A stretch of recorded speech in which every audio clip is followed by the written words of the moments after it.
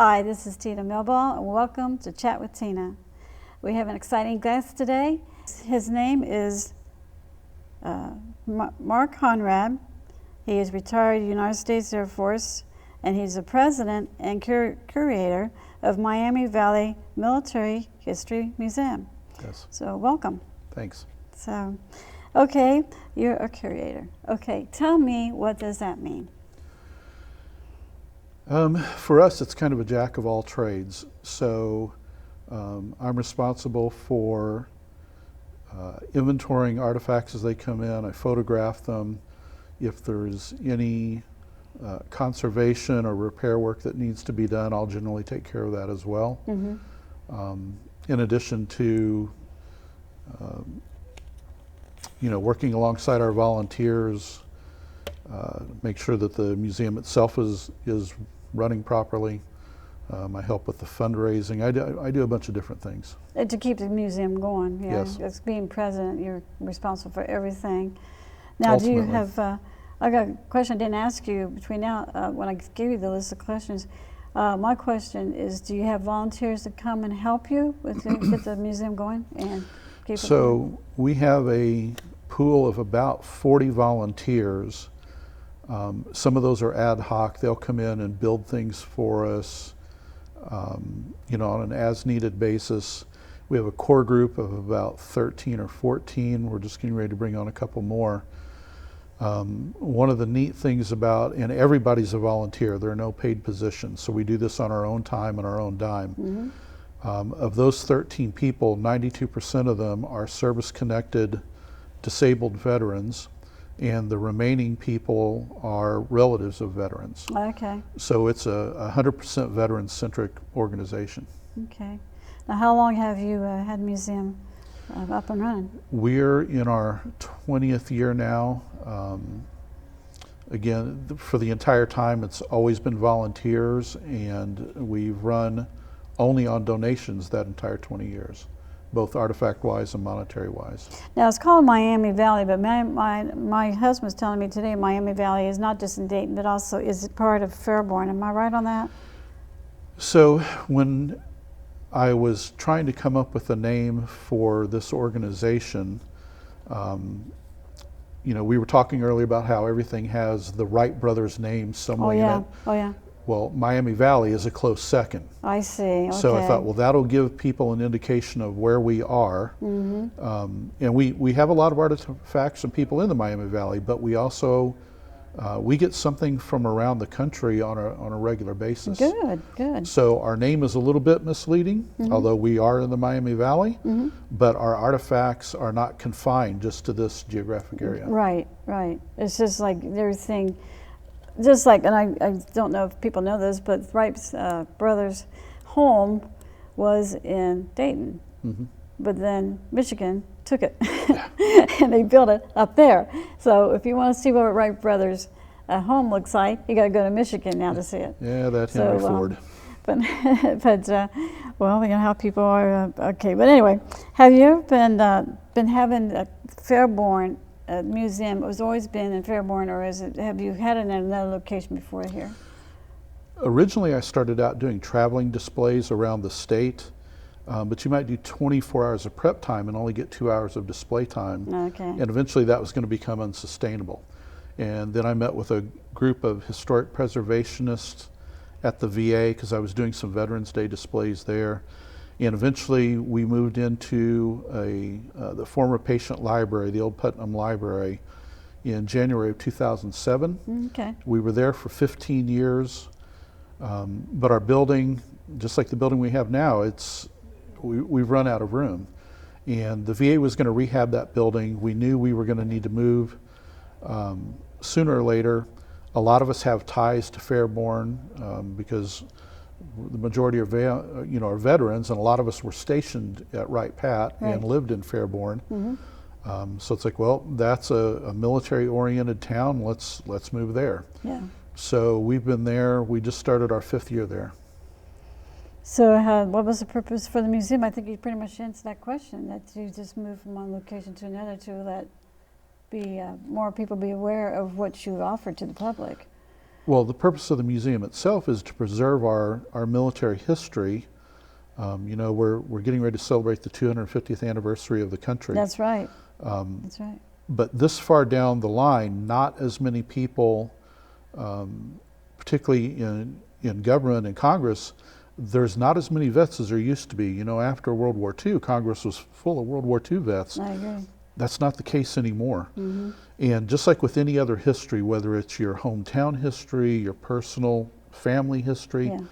over time that begins to get lost, Yes. right? So you know, it's our job to make sure that we preserve and conserve those tangible reminders of our history, educate people so that, you know, regardless of what your political leanings are, what your feelings are about any given thing, Mm-hmm. your ability to do that has been paid for with the blood, sweat, and tears of, you know, the men and women in our armed forces. Mm-hmm. You know, my wife's father was killed in Vietnam. Your father was killed in an aircraft accident. Mm-hmm. So a very high price has been paid for all these things that we can do today.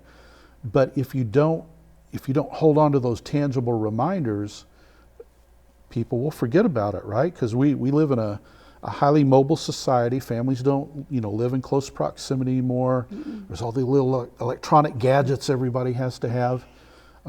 So there has to be a repository for all that history. You can't know where you're going if you don't know where you've been, right? Right, right. Well then, how do you get the displays? Like my husband's created each one of these. This is a tank and this is a plane and another tank. I think I don't know if it's the same one. He goes, well, it was a British plane we got, so I don't know if this is Britain or not. But anyway, did you, how do you get all the displays? Did you build some of them, or do you have friends who've done it? You just go ahead and just display them? I mean, how do we obtain artifacts? Or correct, yeah, just... So originally when I started, by doing a display at the VA for Veterans Day, I was collecting World War II German relics. Really? Well, obviously they don't want that displayed for Veterans Day, so I gathered up as much World War I and World War II items as I could. I had some from Korea and Vietnam and just a handful from Iraqi freedom because it had just started. Yeah. And man, the guys from Korea and Vietnam, they beat me up for like the whole day because they thought I had intentionally left their things out. Okay. But I told them, brother, come back next year, I promise you.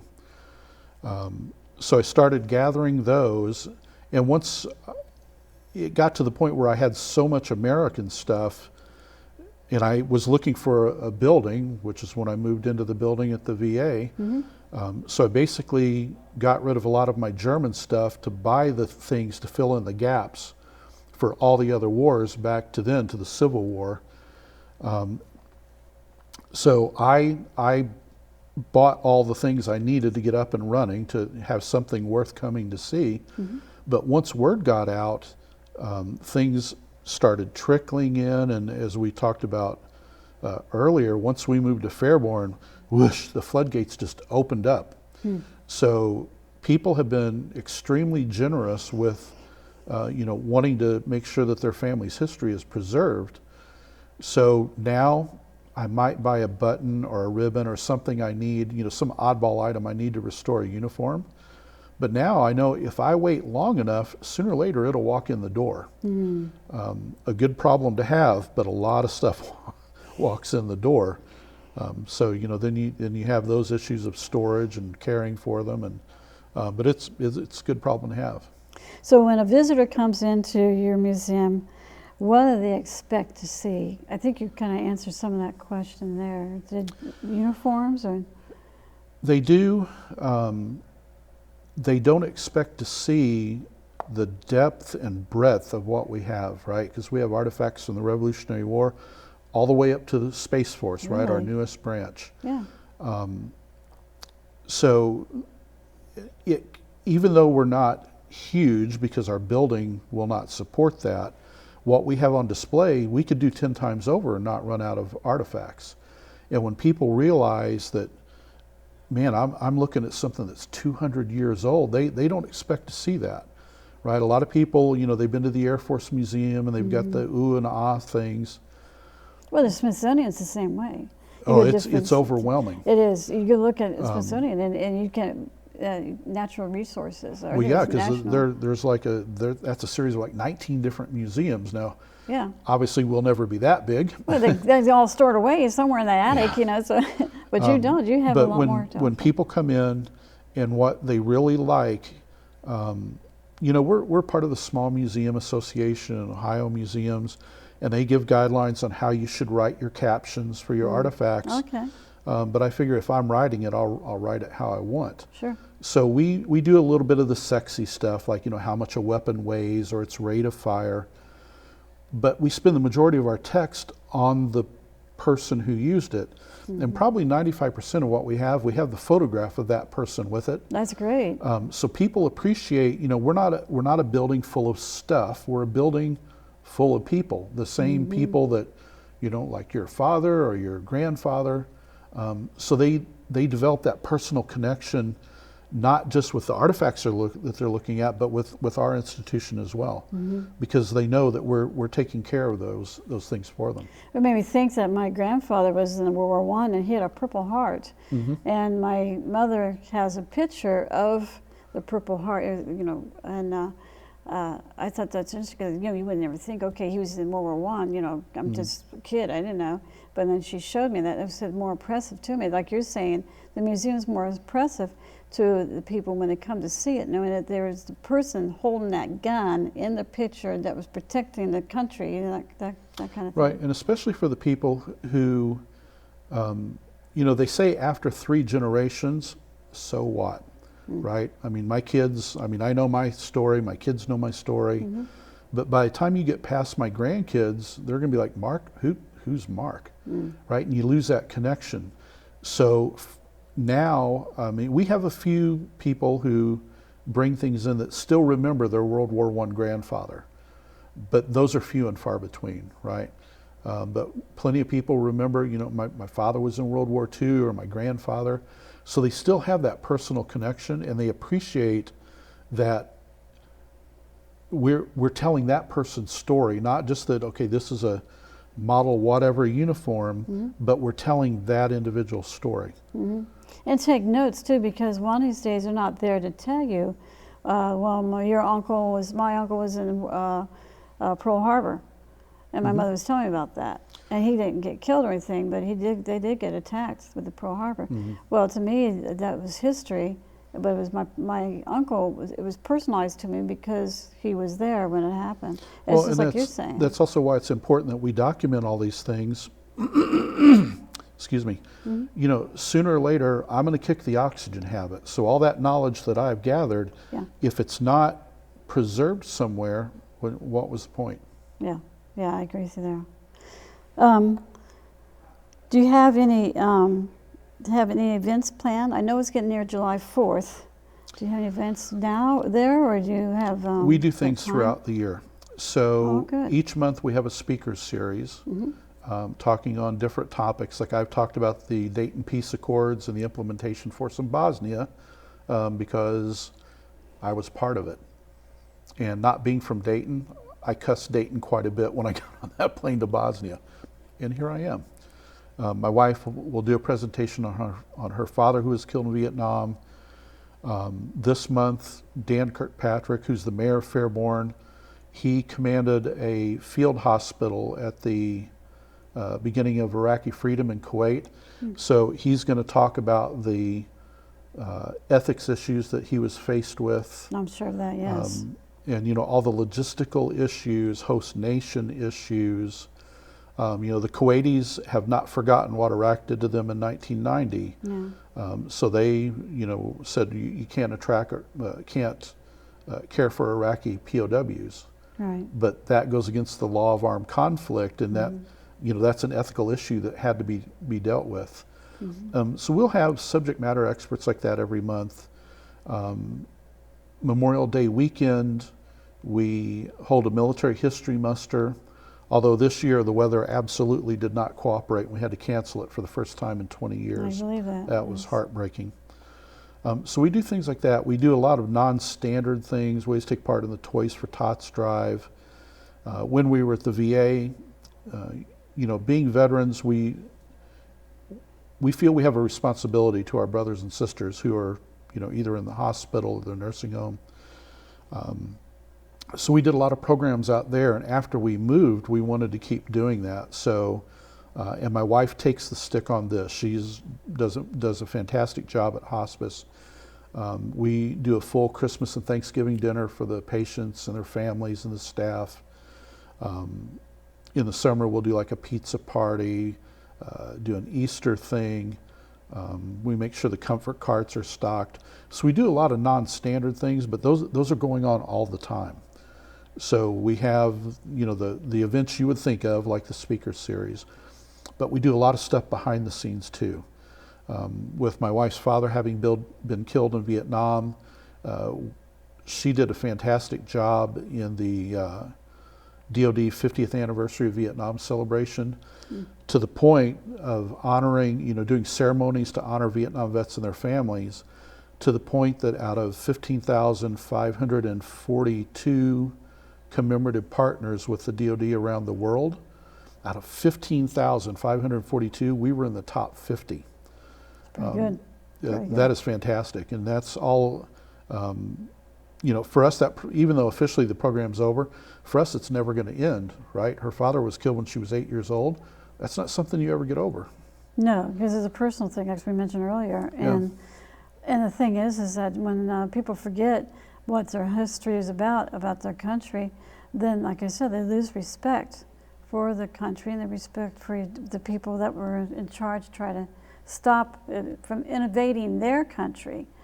That's what they always say. You got to think of vet. Like I always say, regardless of your politics, and this was the issue we had in Vietnam, right? After Korea, it was kind of the official policy, if we can get a stalemate, that's good enough. Yeah. Not like World War II, where Roosevelt said, we will accept nothing less than unconditional surrender.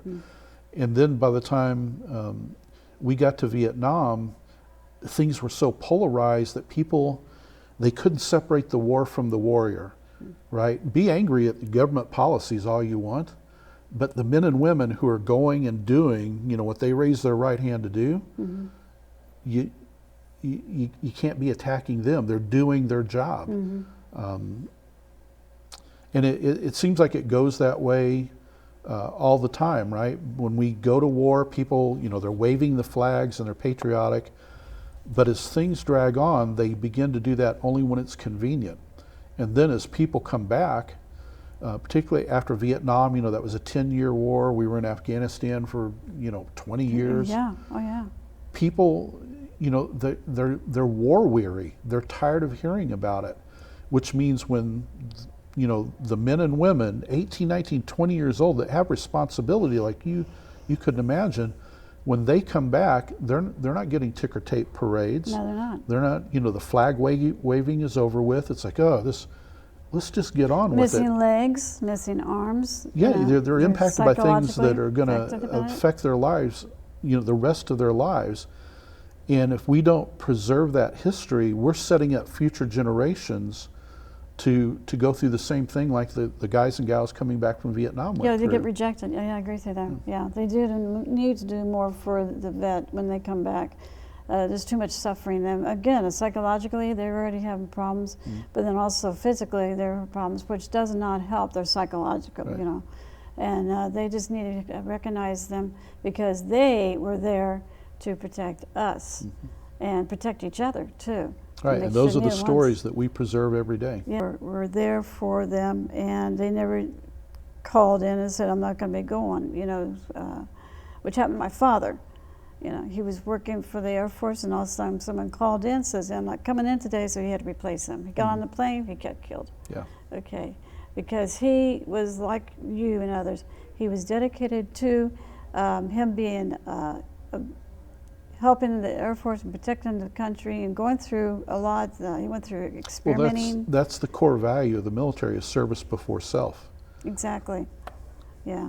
So, I was going to ask you also, while you're open, how many days a week and how much is it to see it? As far as cost, we have never, and we will never charge admission for people to come Oh, okay. to see the history of the men and women who have defended them. Our operating hours, we don't maintain a summer-winter schedule. So throughout the year, it's Tuesday through Saturday Okay. from 11 to 5. Now for patriotic holidays, like there's a lot of stuff going on the 4th of July, obviously. We'll open at 9 and stay open until 6. Okay. Any patriotic holiday, like September 11th, if it falls on a Sunday or a Monday, even those are our normal close days, we'll be open for that as well.